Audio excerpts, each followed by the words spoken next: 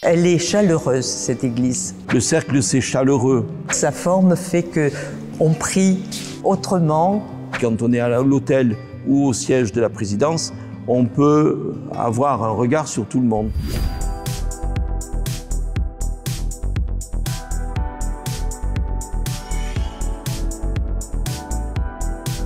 Cette église a été rendue nécessaire par l'arrivée des rapatriés dans les années 60 et la population de Cagnes a pratiquement doublé à ce moment-là. La façade en verre avec le clocher en métal, avec les cloches suspendues, surprend beaucoup. Ça a été une mode dans les années 70 de construire des églises en amphithéâtre. Elle n'a pas suscité un enthousiasme extraordinaire du fait de son architecture. C'est-à-dire que quelque part, c'était un bâtiment comme tant d'autres, un immeuble comme tant d'autres. Et quand on passait la porte, on était dans une église, dans un lieu de culte.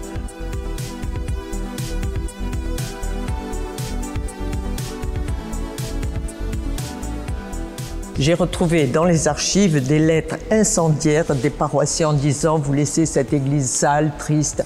Et je me suis dit non, il faut vraiment faire quelque chose. Donc le projet, c'est d'abord de changer l'éclairage pour le rendre plus lumineux et moins énergivore. Ensuite, le béton a été nettoyé. J'espère qu'au début de l'année 2022, on pourra faire la peinture. Et ensuite, il faut qu'on fasse l'isolation des vitraux. On a fait une souscription. On a récolté à peu près un quart de la souscription. Il en reste 3/4 et tant qu'on n'aura pas le reste, on ne pourra pas continuer les travaux. Il faut à peu près 60 000 € et on a à peu près 15 000 €, voilà.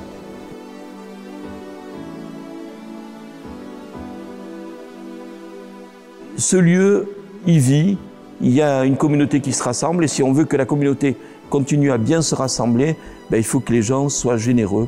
Alors moi je fais un appel vraiment à la générosité des chrétiens ou des gens qui sont attachés à cette église et tout particulièrement la communauté des rapatriés d'Algérie qui est attachée à cette église.